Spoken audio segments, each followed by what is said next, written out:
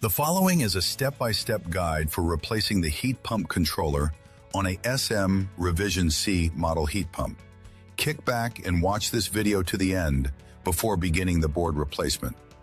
Before removing the existing HPC, if you can still connect to the board with a tablet to view the current configuration, those settings should be saved for future use on the Easy Start app, and the fault history should be noted.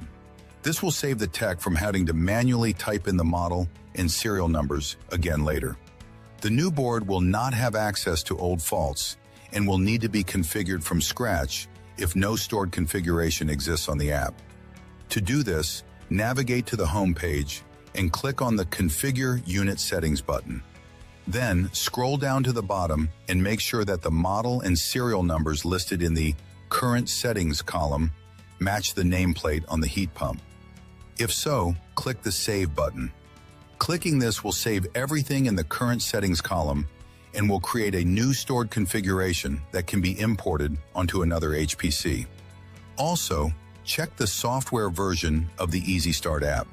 Press the three-line menu button at the top of the screen. Select Information, then select App Information. Make sure that Easy Start version 3.0.3 is installed on your tablet.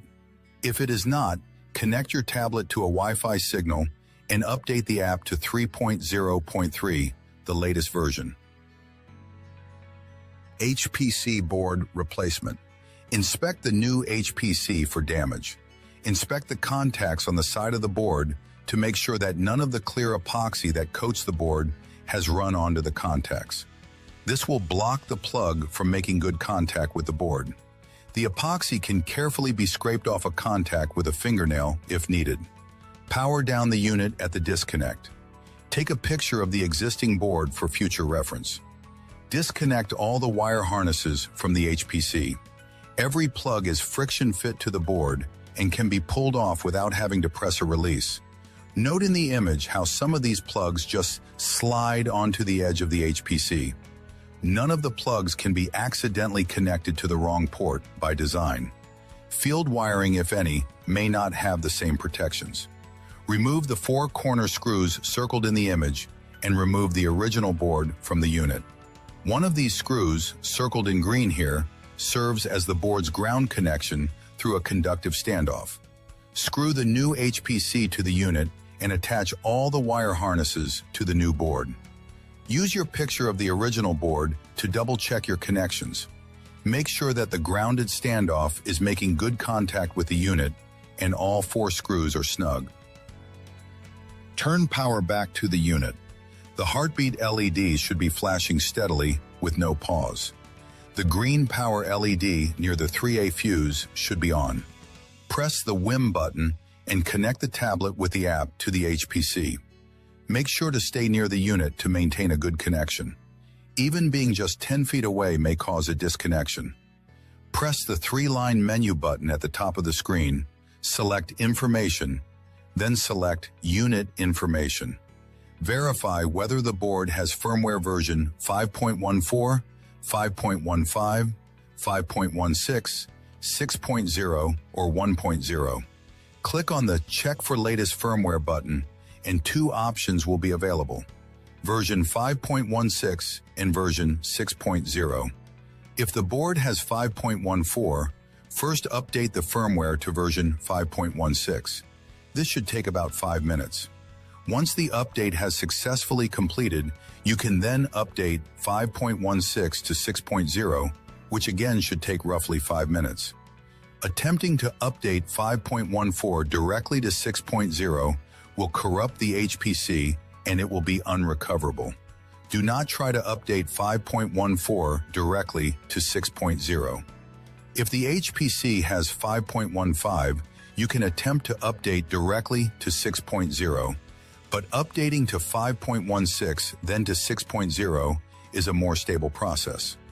If the board has firmware version 1.0, you should select to update directly to version 6.0. If the unit has 5.16, it can be updated to 6.0, and if the HPC already has firmware version 6.0, then you will not need to update. Sometimes the update fails during the flashing process. If this happens, try to attempt the same update again. If you receive repeat error messages, disconnect the app from the HPC, then reconnect and attempt the same update again. The app will say that it is connected to bootloader, and you can attempt to update the firmware, although the app may warn that you are disconnected from the unit. Just click on Check for latest firmware again and select the same firmware version upgrade you had just attempted. Sometimes the firmware update will say it has completed, but the firmware version listed on the app will not change to reflect the update. If this happens, just attempt the same update again. Sometimes it takes a few tries to get the firmware to update correctly. You should be able to update the HPC to the latest firmware version 6.0. Now navigate back to the home page and click on the Configure Unit Settings button. Be aware that you can scroll down to see additional information on this page.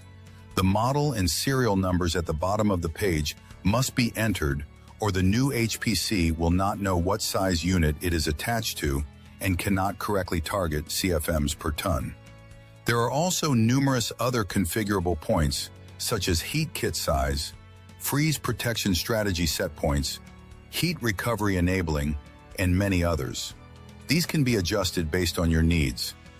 Once all of this has been entered in the New Settings column, click on Send to Unit.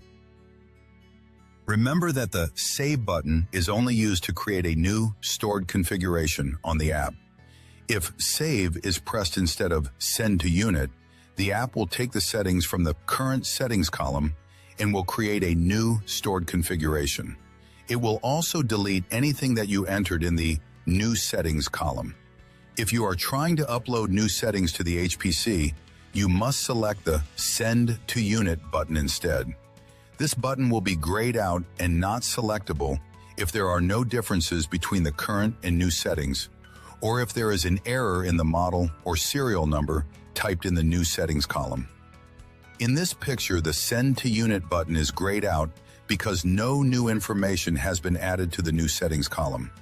The recommendation is to change nothing but the model and serial numbers first, being careful to avoid typos. Click Send to Unit, then make the other changes in the settings you want and click Send to Unit again. Each time you send the new settings to the unit, the app will ask if you really want to write the configuration to the device. Select OK. The app will then display, the settings you are about to load are saved from a heat pump controller with a different model number than the HPC you are currently connected to. Are you sure you want to load these configurations? Again, select OK. You'll receive a message that the configurations have been sent to the HPC. If successful, everything that was in the New Settings column will now shift over to the Current Settings column. Mistakes here typically include typos in the serial/model number, extra spaces, or no dashes. All letters should be capitalized, and there is no letter O in any SM model number, only zeros. If there are typos in the model or serial numbers, the Send to Unit button will not be available. This is easier if there is a stored configuration for this heat pump on the app. Click on Import Stored Configuration. A list of the available stored data configurations will be displayed. Select one, then select the View Configuration button. This will open a page showing the details of the stored configuration. Make sure the model and serial number of this configuration match the nameplate on the heat pump. You will need to scroll down to the bottom of the page to view this information. If this is the configuration you want, click the Import Configuration button. All the settings, along with the model and serial number, should populate the New Settings column. The Send to Unit button should now be available and can be selected to upload the settings to the new HPC. There are some problems that you may experience after installing the new HPC. After powering up the unit, if a sensor fault generates that was not active with the original board, check the sensor location at the board and plug to make sure there is nothing blocking the plug from making good contact with the board. If some of the epoxy coating was on the contacts, it may have rubbed off and stuck to the inside of the plug. This can sometimes be fixed just by plugging and unplugging the harness several times. If the fault persists, measure the resistance across the sensor from the plug contacts that would touch the board and compare the measured resistance to a 10K Type 2 thermistor chart. If the sensor is good and there is nothing blocking good contact, check to make sure that nothing else is causing the fault. If the fault occurs with the compressor running, there may be something else wrong with the system, like issues with water flow or airflow. If the fault occurs without the compressor operating and the sensor is reading correctly and not sensing a reading that would cause a fault, then the HPC may be faulty. If the date cannot be changed, choose a future date first, then select the correct date and the option to send to unit should become available. If you are trying to change the current setting of one option and the change does not want to take effect, try changing two options instead and sending to unit. This seems to correct whatever issue is blocking the change to a single setting. Sometimes the app says it is connected to the WIM, but it has disconnected and will not show that on the display.